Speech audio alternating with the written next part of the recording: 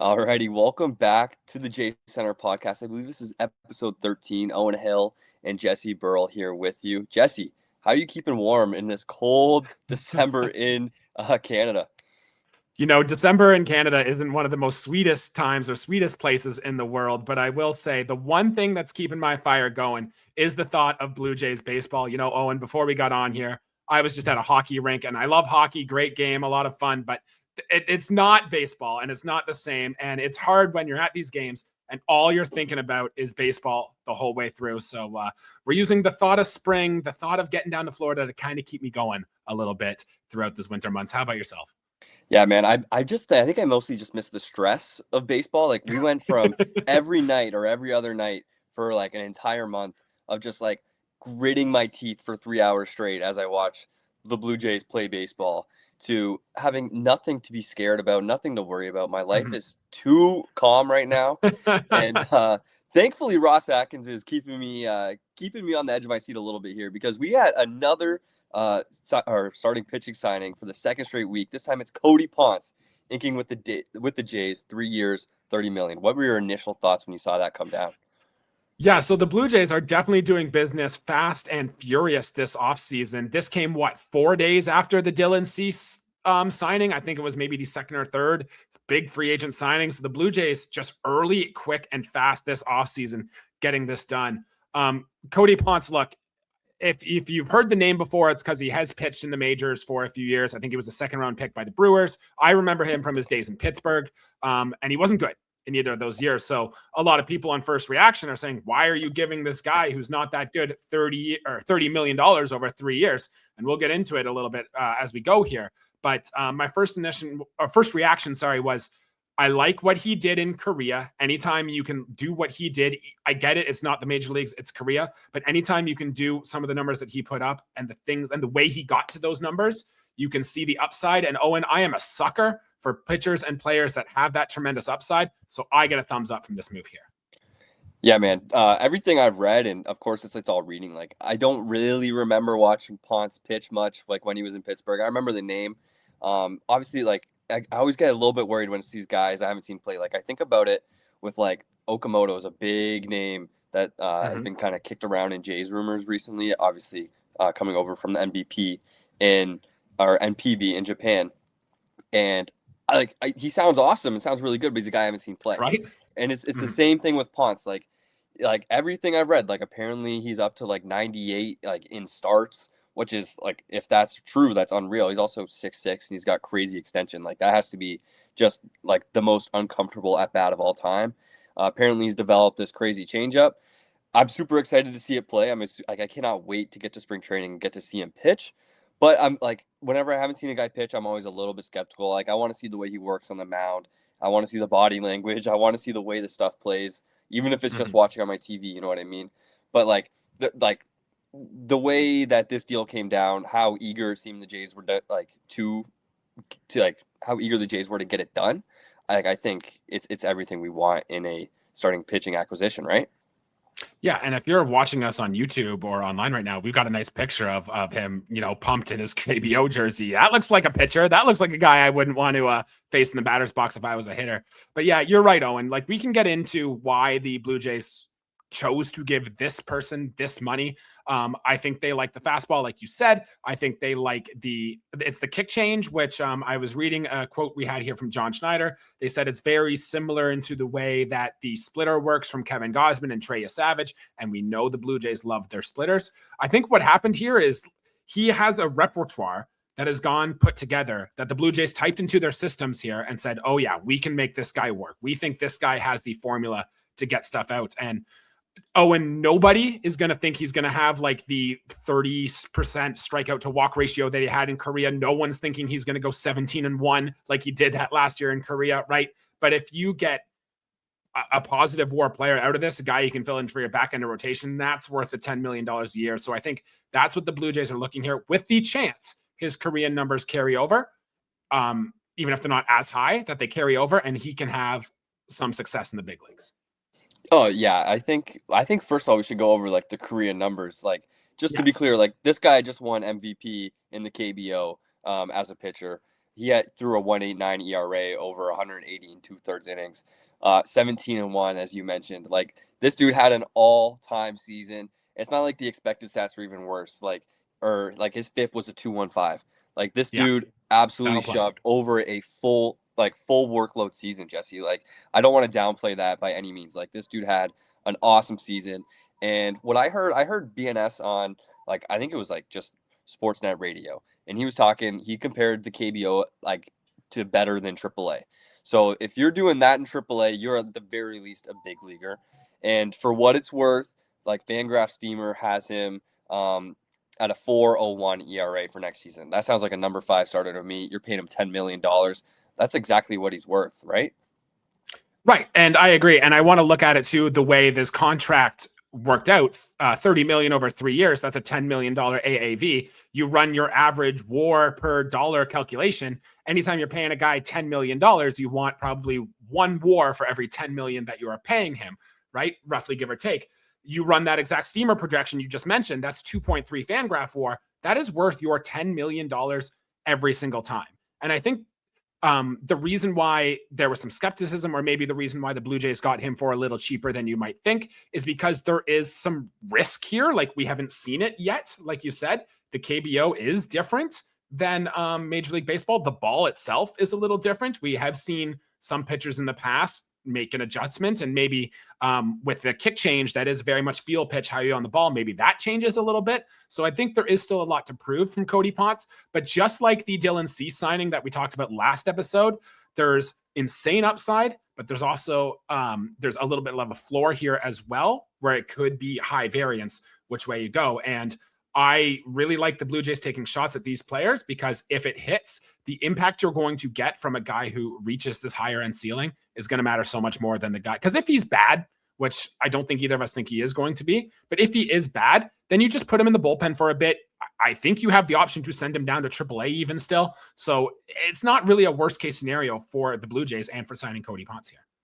Yeah, I think worst case scenario, you end up with like a similar comp to Yariel Rodriguez, and that was a way longer deal. Yeah. I guess we can get into Yariel like a little bit here too, because he's off the 40-man now. So maybe that one didn't work out the best. I think me and you both have like much higher hopes for Ponce. I think higher expectations. He's gonna probably I think be in the rotation like to start the season, right? Like coming out of spring training, like as long as everybody's healthy, like I think the 5th spot of the rotation right now is in a little bit of a peculiar spot, because if you think about it, like you're gonna have Kevin Gausman and Dylan Cease as the 1-2, Shane Bieber and Trey Savage as the 3-4. Ross Atkins came out and said Trey Savage has an inside track to be one of those 5 starters, and then As he should.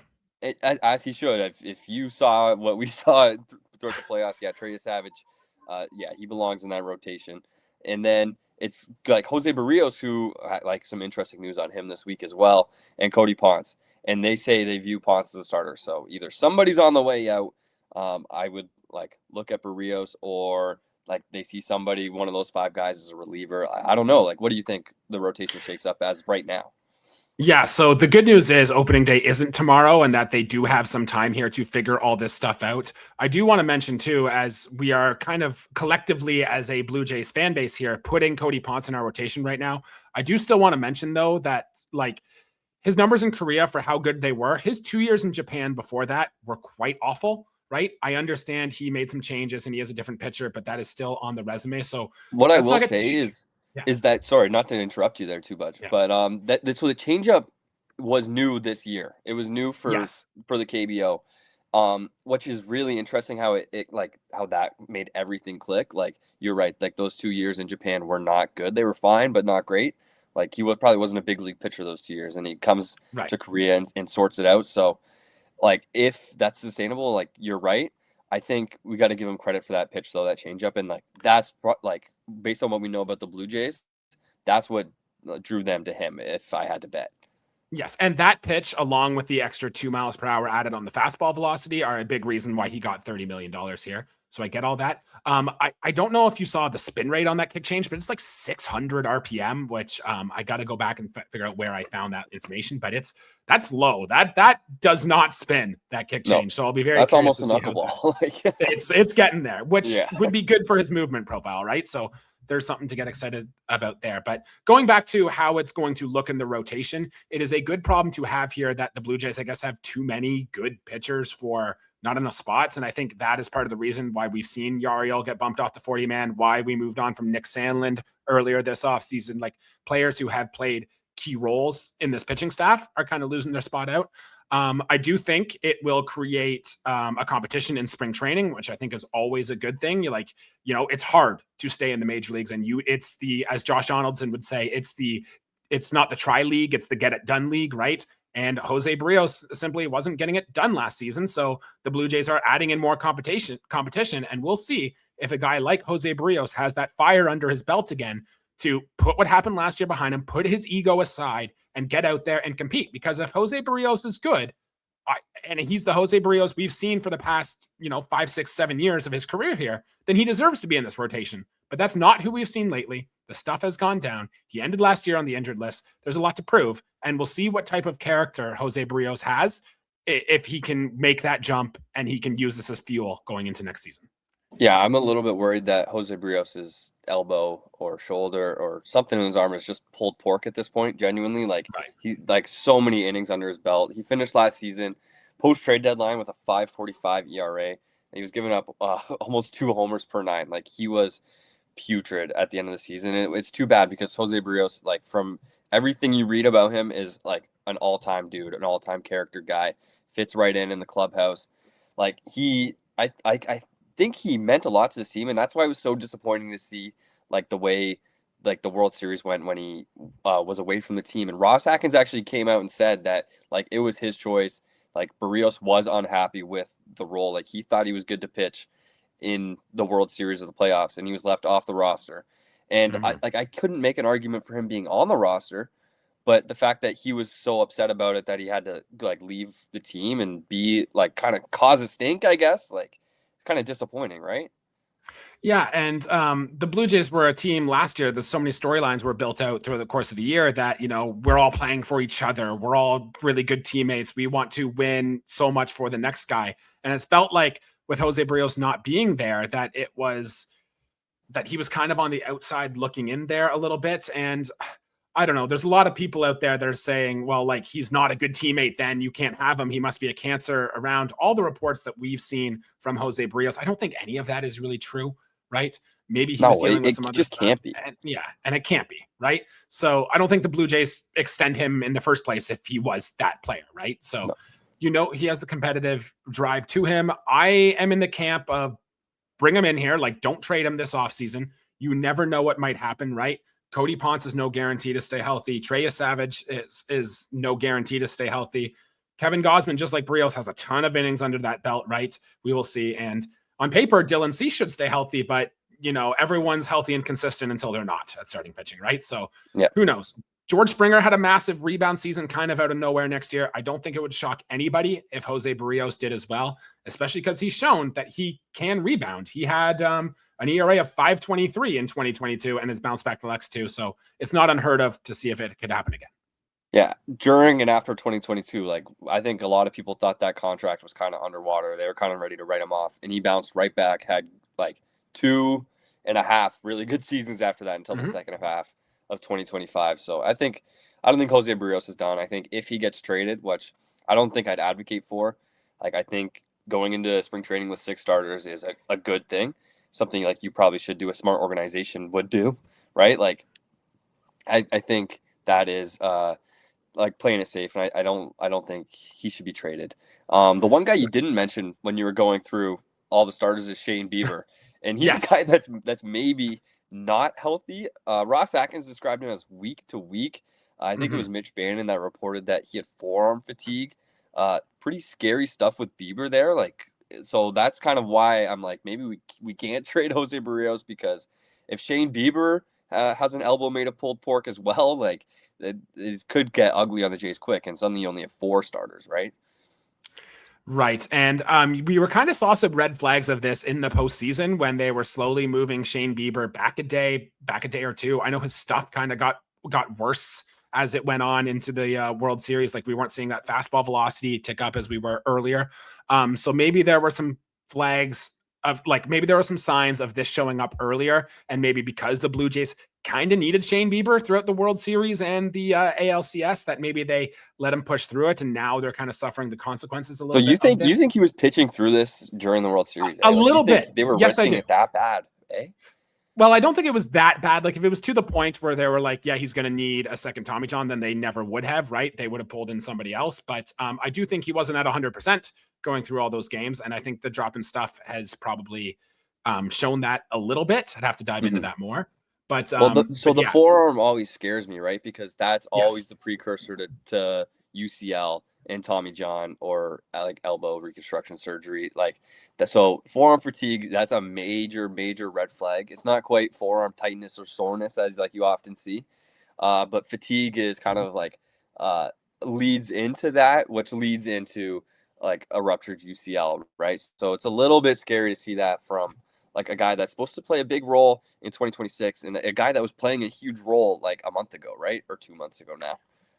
Right. And especially a guy who just had major elbow surgery and a pretty lengthy rehab process coming off of that too, right? Like this is never what you want to see. And most of these injuries happen when the guy is building back up again, which he was doing in the second half of the season here, right? So it'll be very important to see going into this year.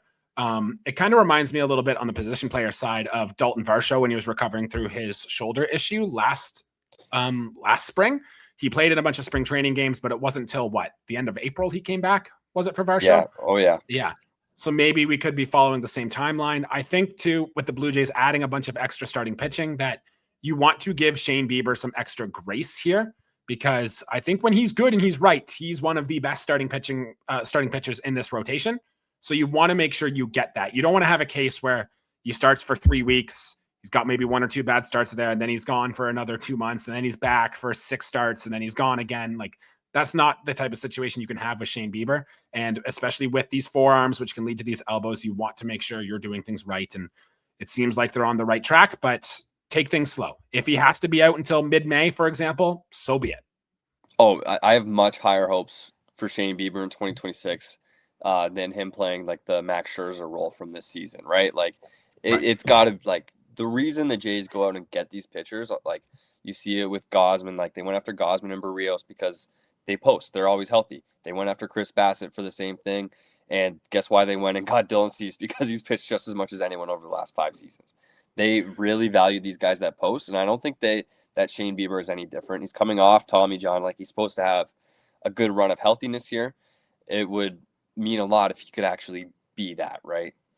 Right. And I still think if Shane Bieber is on the field, I still think he's good. A lot of the stuff still looked there. Like if you look at his ERA, 3.57 in his 7-start sample here, it's pretty much on par with how he's done in most of his career. He was still getting swings and misses on that slider. I think it's just the command needs to come back. His fastball velocity was right about where it should have been, right? So if he can get that command, which will come with reps, which will come from your body feeling good, then I'm quite confident there's a very good pitcher there in Shane Bieber. And he makes the Blue Jays better when he's on the field. And that's why we're going to need him. So absolutely.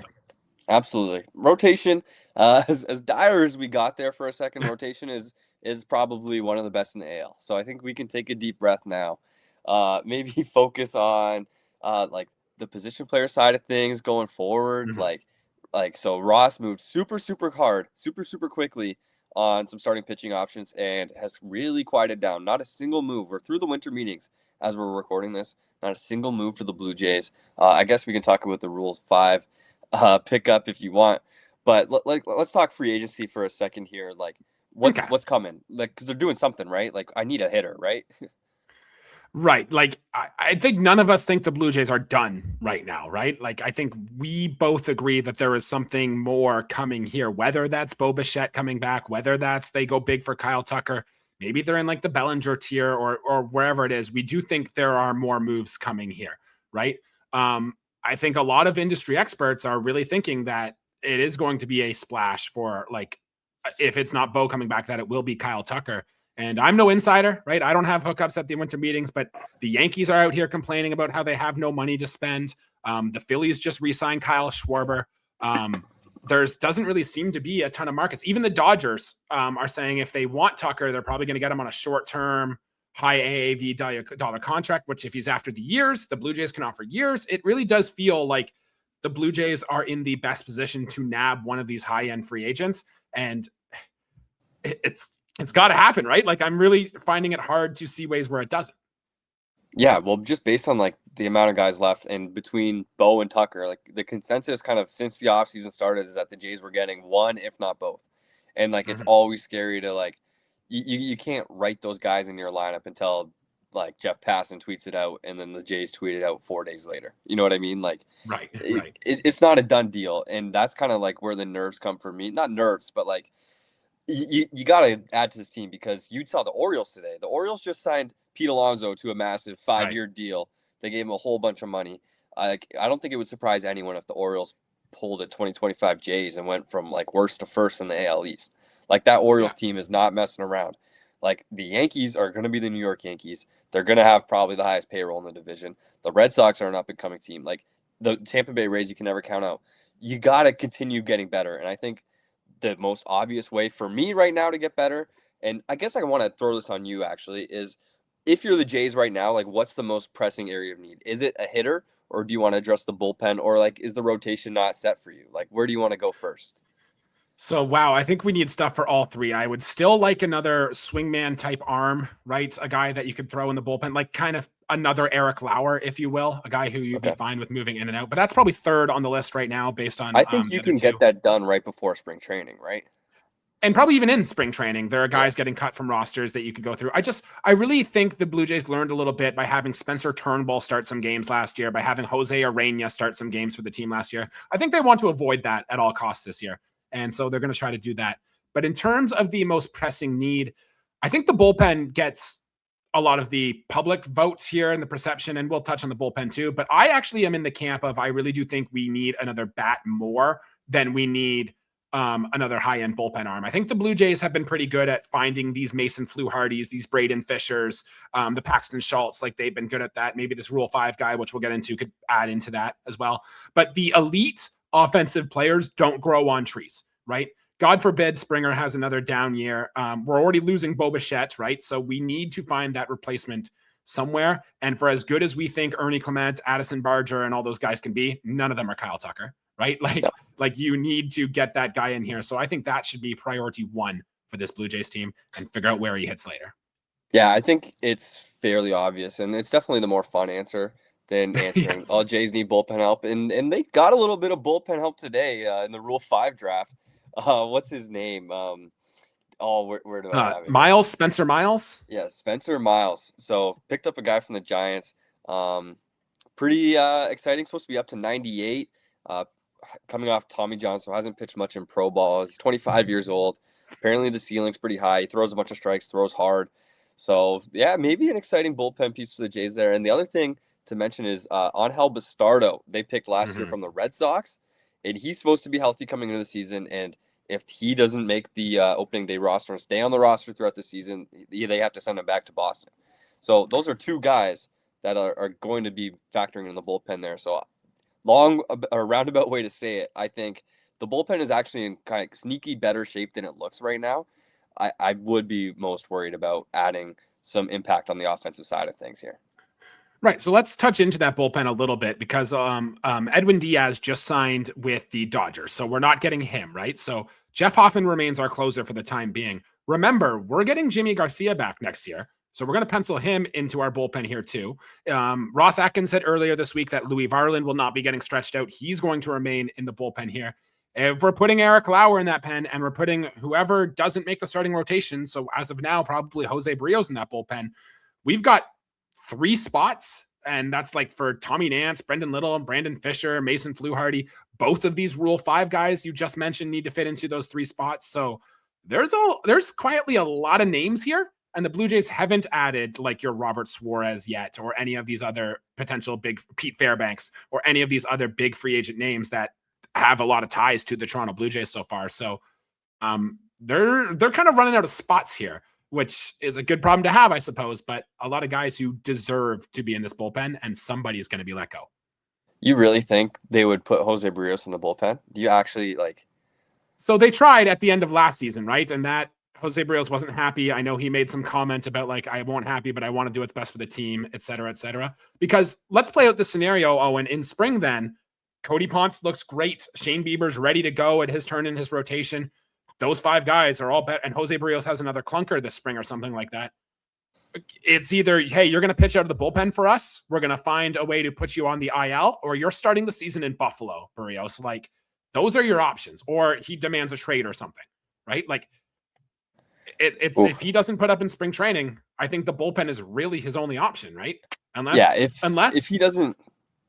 Yeah, unless they're trying to make him real sour so that he opts out because he doesn't want to be in Toronto at the end of next year. But that's a conspiracy we don't have to get into. That's dirty. That's dirty. Yeah. I think if he doesn't show up and shove in spring training, he's going to have or be told he has a serious case of right arm shittiness and end up on the IL. Right.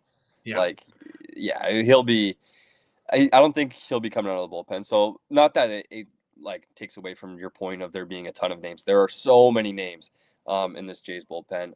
And that being said, I think there is space for a Pete Fairbanks, a Brad Keller is a guy that from the Cubs I've had my eyes on a little bit. Robert Suarez, although I'd be a little bit scared of him because that fastball is kind of the only thing he's got. And as soon as he starts losing some velo on that, he's already 35, right? So as soon as he starts losing, I like Keller out of those 3 names too. Yeah, I think so too. I think that's the one I lean towards. Like a new reliever, guy that's been starting for a long time. I think Keller has the most upside and will probably be around for the longest. I think the bullpen's in good shape. I think a hitter, like the lineup looks a little empty without Bo, does it not? Yes. And just one question on the bullpen before we start talking about Bo there. Like, the Blue Jays kind of have to add a lefty still, right? Like, right now, Eric Lauer is going to pitch out of there. And right now, Brendan Little is your number 1 lefty. So I like to think I'm going to write an article about this later this week, but I do think the Blue Jays are probably going to add a lefty as well. So there's another name that might get thrown into the bullpen that is really going to make this chaotic. So that's something to look forward to. Who are your lefties? Who are you looking for? I was looking at Gregory Soto got picked up, right? He just went to Pittsburgh. So there's not a ton of interesting names. I'm going to throw a name at you that might surprise you, but Tim Meza is always potential. Apparently his velocity went up a little bit. He's up to 95, 96. He was really good in the second half last year. So don't be surprised if the Blue Jays try to sprinkle in that market. There are other names. I'll look them up. I'll have a piece coming out later this week about that, but don't be surprised if one of these guys ends up at Toronto Blue Jay. I mean, I loved Tim Meza when he was here. I think reuniting with him would be awesome, although the end got very, very ugly. Yeah, averaging 93.6 on the sinker last year, so maybe. And he actually owned lefties. He was dominant against lefties. Yep. So I don't hate that idea. I don't hate that one bit. Interesting. Not the name I thought I was going to hear. Keep an eye on that one. But in terms of your Bo Bichette question, absolutely. This lineup, it doesn't look bad, right? Especially when you factor in, okay, Anthony Santander can be good, but anytime you take Bo Bichette out of a lineup, it gets worse. There's no sugarcoating that. Like, that is absolutely the truth here. And you can have Ernie Clements move around the infield. You can have Barger move from first to third. There's ways you can get this done, because right now Leo Jimenez is projected to be on the 26-man roster. So you can find something better on that one. And we expect the Blue Jays will. And I don't know. I think it comes down to if the Blue Jays are willing to give Bo a massive, massive deal, kind of like Vlad. It won't be the Vlad deal, of course, but like to play late into your 30s, because he's 28 now. Are you giving him like a 7, 8, 9-year deal where it might not look that good? Because Bo's defense has gotten worse. His base running's gotten worse. He's going to have to move off of shortstop most likely.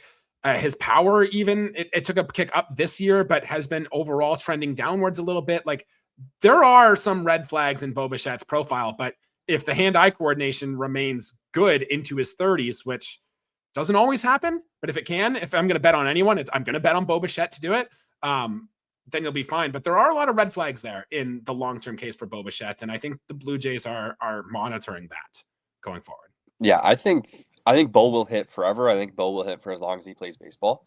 And that's a safe bet. It's a very safe bet. Like, Bo might genuinely hit 300 every single year he plays baseball. Like I would not bet against that right now. I think Bo might not hit 25 homers again, though. Like, and I think, like, Bo right now is not a shortstop anymore. Like, Bo is not playing shortstop for my 2026 Blue Jays. And if he is, like I guess, like, it is what he is, but he certainly is not doing that in 2027, right? Like, there's just no way. you employ Andres Jimenez for what reason if you're letting Bo Bichette play shortstop, right? Mhm. Like, I think that's what scares me is like, is somebody going to let him play shortstop? Because if someone lets him play shortstop, I don't want it to be the Blue Jays. Like, you know what I mean?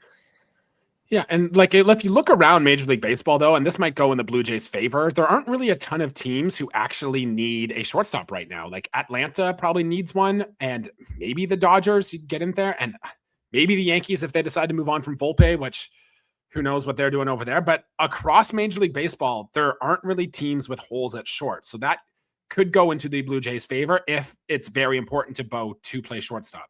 Ross Atkins was asked about this too, and it's like, we have proof of concept. We've seen Bo play shortstop here. We went to the World Series. I know he didn't play in the playoffs for them, but throughout the regular season with Bo Bichette as their shortstop. So I think they're okay if they had to, but I think when push comes to shove, once he's under contract, they'll move him to second base. It's just the fact, like for me, like his sprint speed. Oh, let me pull it up here. But he's a slow guy, and his athleticism has declined. Like Bo is not nearly as athletic as he used to be. So like if I go to 2021 on Baseball Savant, like Bo is a 75th percentile sprint speed. By 2025, he's a 21st percentile sprint speed. Like yes, and Bo has I noticed lost that all last the season. athleticism. What's that? And it's weird to me because I noticed that last season too. And it's weird to me how a guy in his early to mid 20s just gets slower. Like that just doesn't, that seems weird to me. Like I wondered, is it an effort thing? Is it a training thing? Because I know he did like a lot of yoga and Pilates and stuff throughout the offseason last year. So I wondered if it's like he's just not putting the training or effort into running fast, which seems weird to me. You're a professional athlete at the highest level out there. So I don't know what's happening here with how he just lost so much sprint speed in your mid 20s. Like that just seems weird to me. No, I wish we had like accurate and up to date weights and heights on baseball players, and it might be a little bit personal. Like I don't want it for any weird reasons or anything like that, but like I want to know. Like I bet you Bo put on weight to try and hit more homers. I bet Right. you he probably And feels more comfortable. He probably lost weight in 2024 when he was doing all this yoga and mobility stuff. Was hurt the whole season, and even when he did play, he wasn't good.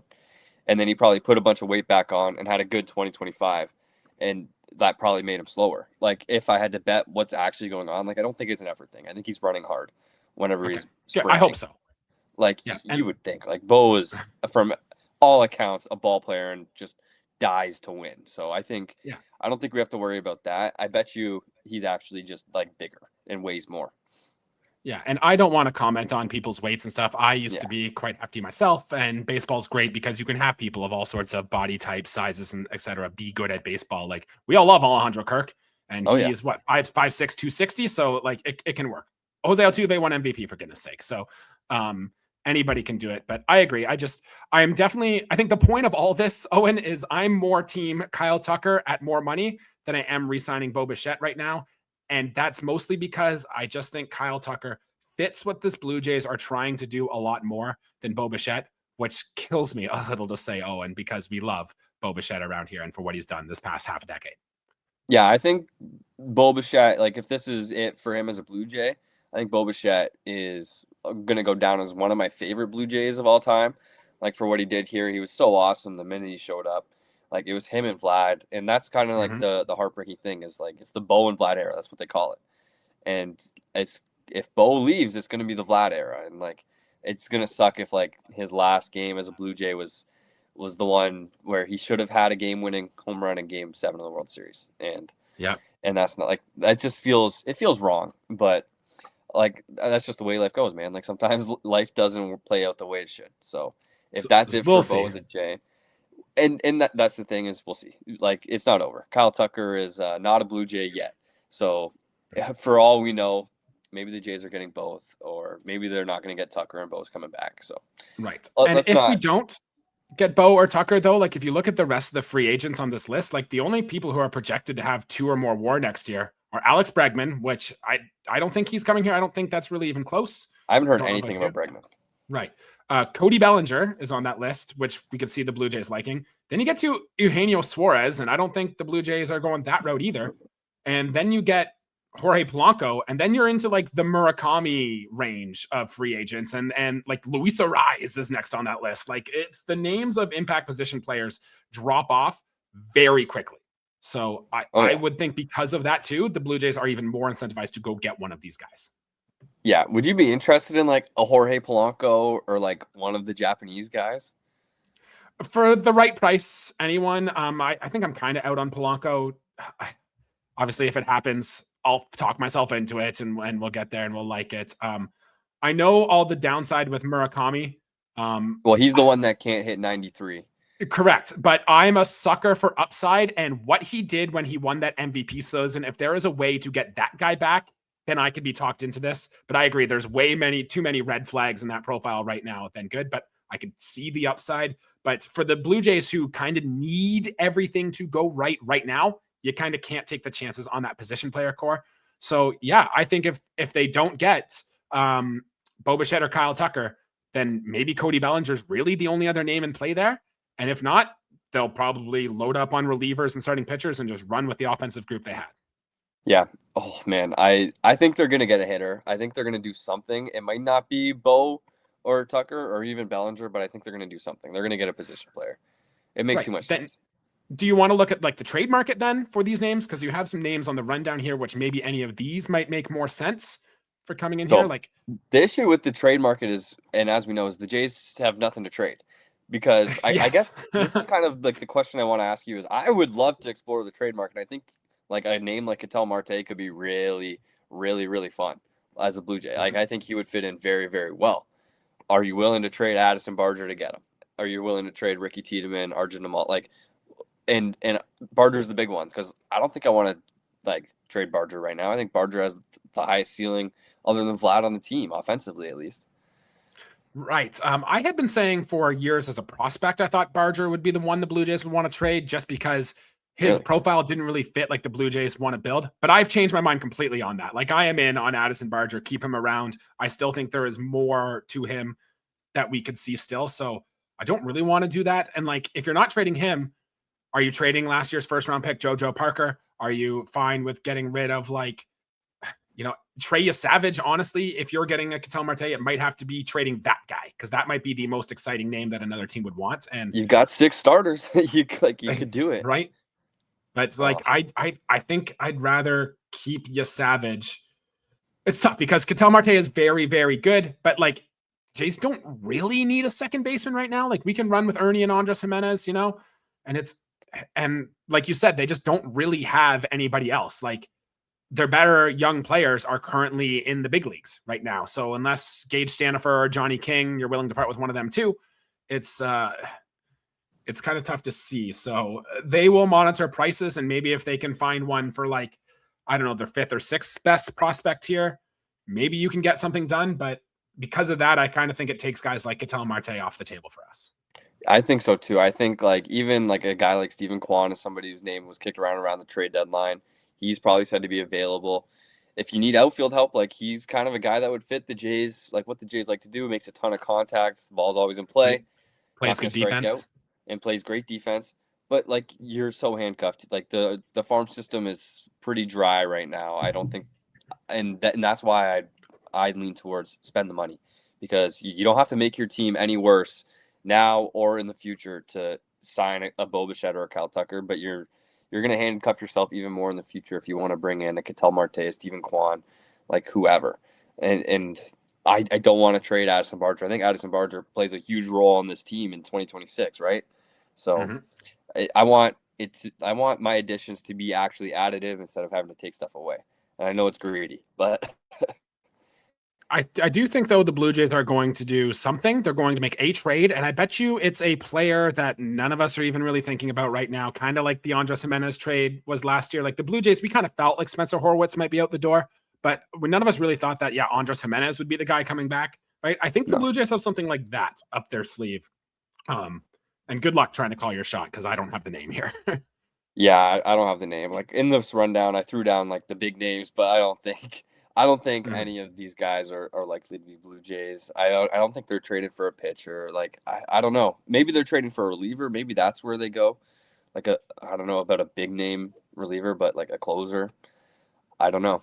Yeah, the trade market's always interesting and it's tough for the Jays, as we mentioned, because the farm system is weak. It's not strong, which means you probably have to trade off the big league roster and you're trying to win. right? Yeah. San Diego's looking to trade some relievers. You can maybe get into one of their if Minnesota has any guys left, you can maybe look into there. But yeah, it's there's kind of slim pickings around here. But the Blue Yeah. Jays are good at developing and finding these guys. They just picked up a guy in the Rule 5 draft, so they're going to keep exploring the waiver wire and to try to find guys like that. Yeah. Is there anyone else on the big league roster you'd be like open to trading? Like, I think we kind of both balked at the idea of trading Barger, but like what would you like? We kind of both balked at the idea of trading Barrios as well. Like, there's been some chatter about trying to get off the Anthony Santander money. Like, would that be something you're trying to do? Like, or do you think he plays a factor on this team? If somebody still thinks Anthony Santander is that 48 home run hitter that he had and is willing to give you full price for that and basically ignore last season, then yes. And I do think the Blue Jays could see value from it. I remember they traded Kendrys Morales the year before, or I think it was like the day before opening day when they got rid of him. So maybe there's a way they could go that route. But other than that, unless like a team really likes Davis Schneider and wants to give him everyday run, I could maybe see the Blue Jays looking at doing something like that. I don't know if you're going to get much for like a Nathan Lucas.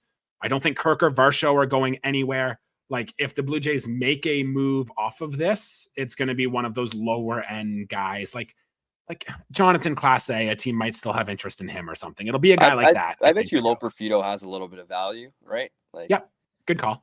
Yeah, man. So Varsho's kind of an interesting one, and I'm a big Dalton Varsho guy. Like I love the way he plays baseball. He's going into the final year of his deal. He's a Boris client.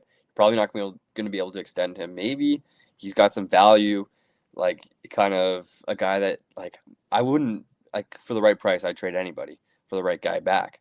But maybe he's a guy that they look at trading. Like I agree. I don't think he's going anywhere. I think they like him too much.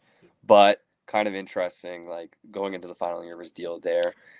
And yeah, I don't think Anthony Santander has much value. Even though he's only making like $6 million a year because it's all deferred, the entire contract. And you might as well just run that back out there. Exactly. In terms of Varsho, I think the Blue Jays love him too much. Ross Atkins spoke, I don't know if it was to one of our people at J Center or if it was out in the public, but they just loved what Dalton Varsho does. I love the like swing changes he kind of made this year to get into that power a little bit more. Like what was he averaging? A home run every, I don't know, 17 at bats or something, which was it was like all his hits Judge. were home runs and doubles. It was awesome. It was so sick. Yeah. It was so cool. And with the defense, he'll be another year removed from his shoulder surgery too. So maybe the arm strength comes back a little bit. Like I think the Blue Jays absolutely love Dalton Varsho, and don't be surprised if they miss out on like a Ballinger or a Tucker that we see a Varsho extension coming next.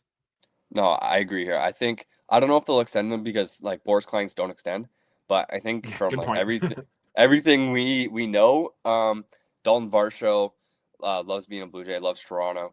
So like I would love to see him be a Blue Jay, maybe not for life, but for a long, long time. And I think if he wants to be back, I think Ross Atkins will find a way to bring him back. I agree. So that's where I stand on this roster. I think those are the players that we like. I think it's going to be mostly the same team with a few new names sprinkled in here. I don't think we're going to see any dramatic shakeups to the roster. No, I agree. I think we might get this big bat, but I don't think there's going to be any huge trades for us to break down, especially not in the near future as we head towards Christmas and the Christmas break and all that. I think yes. I think we might be in for a quiet December, aside from maybe a free agent signing. Mm-hmm. All right, what do we got next here? What do you think? Contemporary era committee met the other day, and yes, sure did. Blue Jays legend Carlos Delgado did not make the cut. He came up 3 votes shy. Needed 75% of the vote. Didn't get it. Did you watch Carlos Delgado, or are you too young? So his last year as a Toronto Blue Jay, I think, was 2004. My first year really following the Toronto Blue Jays was 2005. So I think I just missed him. Okay. So I was born in 2004. So I know nothing about, well, I know I've read books and all this stuff. So I know Carlos Delgado, but I don't have a huge opinion. Not a guy I ever saw play. But 473 career homers, 44 WARs, not enough to get in the Hall of Fame. It's just not. But like nearly 500 homers. It sounds like he was a pretty sick player. Disappointing not to see a J get in, right? Like he'd be going in as a J. So that's disappointing there. But do you have any major thoughts on this at all, or no? So when I was younger, I cared a lot more about the Hall of Fame than I do now. Now I think it's kind of overblown, and with with the writers' ballots being what it is, I've kind of lost interest as much. I still think it's very important to get into the Hall of Fame. It means a lot for these players to be recognized as some of the best players to ever play. So that is very important. Carlos Delgado, look, he's got the only 4 home run game in Blue Jays history. That's cool. If you look at his peak seasons, was up there as some of the best hitters in all of baseball. So that is good. I will say too, Owen got 9 votes. He got 56.25% of the votes. He was the highest of all the people who didn't get in this contemporary era ballot, which is a good sign for Carlos Delgado and the future of him getting into the Hall of Fame. So if you're one of those people who really thinks he should be in there, I think you're leaving this as a positive for him getting in there. Yeah, I can't say I lost a lick of sleep over Carlos Delgado not getting in the Hall of Fame. And I kind of agree, like, so my just general baseball question for you is, where do you stand on like the Barry Bonds and Roger Clemens conversation? Like, do they belong in the Hall of Fame for you or no?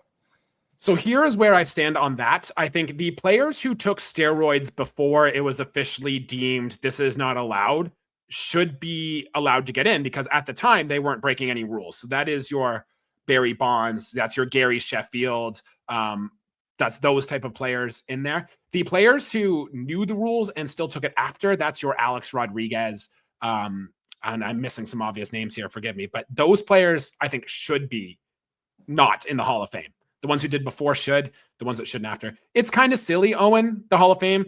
The all-time hit leader for baseball, Pete Rose, not in the Hall of Fame. Well, I think he is now, actually, after he passed away. I don't know. Something happened there.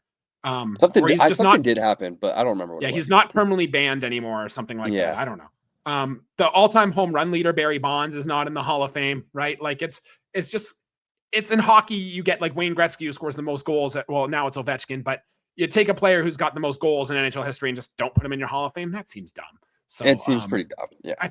I think they got to get in there, and they will at some point, I'm sure. Oh, yeah, I'm sure eventually, someday they'll get in.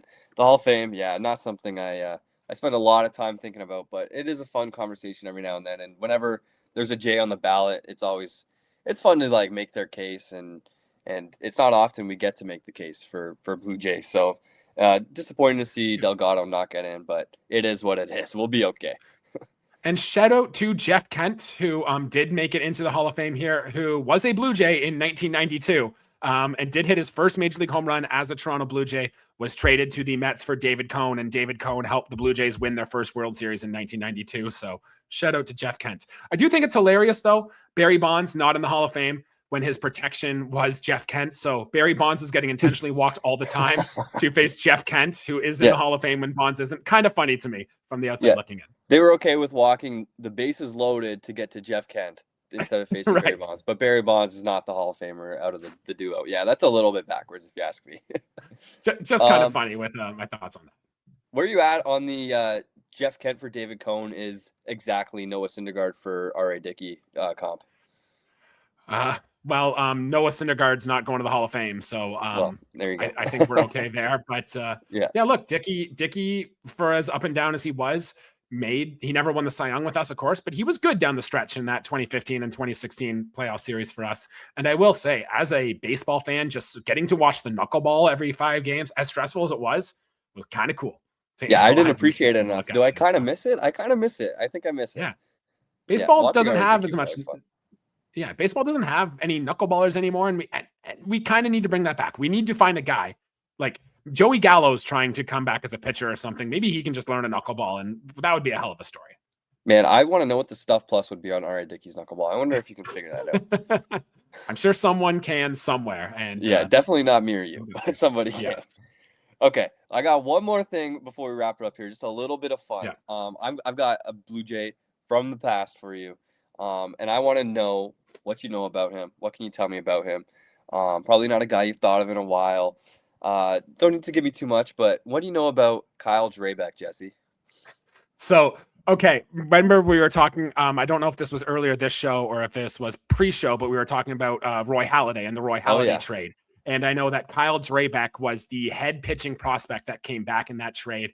And I was telling everybody I know, Kyle Drabek is going to be a superstar. His dad was a Cy Young Award. Kyle Drabek's got it. Like, it was him and Travis Snyder were my 2 prospects at the time. I was like, these 2 players are going to be the future of Toronto Blue Jays baseball. Kyle Drabek's going to be a 3-time Cy Young Award winner. And boy, did not pan out well. But I was a big Kyle Drabek fanboy for a long time. And part of me in my soul somewhere still thinks he could be a good pitcher, even if he is well retired now.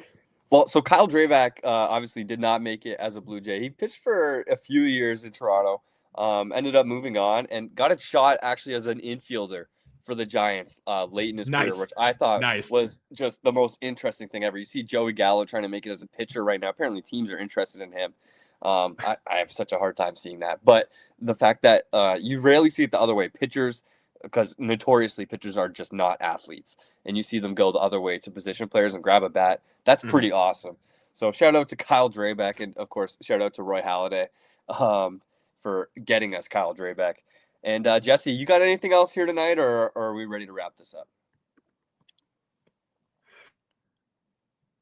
No, unless you have a memory on like Mark Sepchinski or something like that, or if you have a favorite Colby Rasmus story or something, if we're just naming Blue Jays from the past here.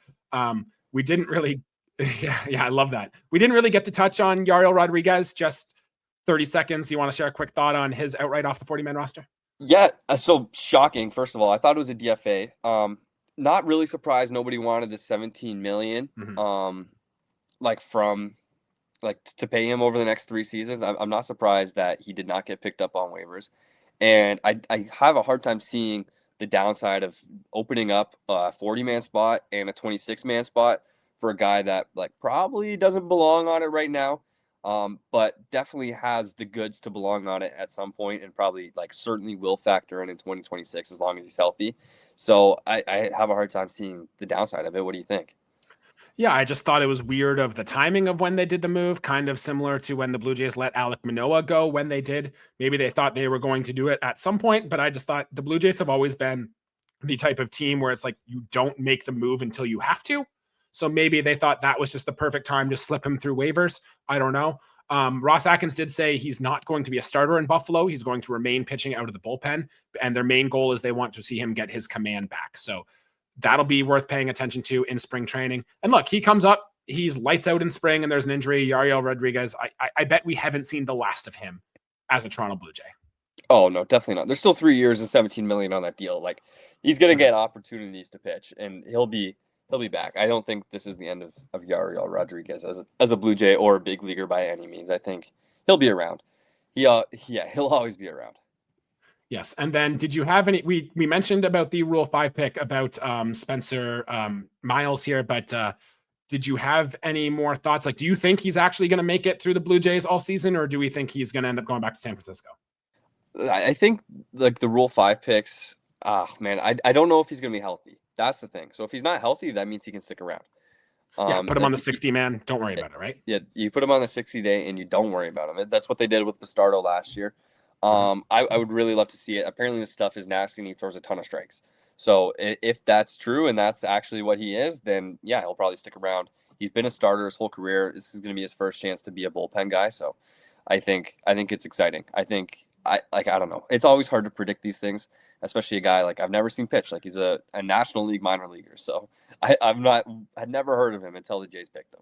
So neither have I. And he's thrown 13 professional innings in his life. Since leaving college. So we will see. It'll be interesting to note. The only other thing I wanted to mention is welcome to the AL East, Pete Alonso. I hope you enjoy a heavy dose of Trey Savage splitters for the next 5 years, because that's going to be fun to see. So Pete Alonso is not ready for the AL Beast, let me tell you. Yeah, so that's all I had here. I think we covered everything I wanted to talk about. I will say I am very excited about what's still to come this offseason. It's weird because in Blue Jays offseason pass, we've been very much waiting, seeing all these other moves get out there. The Blue Jays have already added to their team, and there's still a lot more talk of things to come. So it gives me with some excitement, and that I love, especially in December. So I agree. Couldn't have said it better myself. I hope we have another scramble emergency pod like we did after the Dylan Cease signing. And we're on here. We're like, oh my God, what the hell? This guy's a Blue Jay. Kyle Tucker's a Blue Jay. Bo Bichette's a Blue Jay again. I hope we're in for one of those before Christmas here sometime soon. All right. That'd be fantastic. Can you hear us, Santa? Leave that under our baseball Christmas tree this year. You bet. All righty. So for Jesse Burrell, I'm Owen Hill. Thank you for tuning into this episode of the J Center podcast. We had a ton of fun breaking down the winter meetings. Atkins talked. What else? We got the Cody Ponce signing in there. did a little bit of remembering some guys, and we talked trades and free agents a whole bunch. So we hope you enjoyed, and we're looking forward to catching up next time, hopefully after a massive free agent signing or massive trade done by the Blue Jays. We'll talk to you soon. Peace, guys. Go Jays.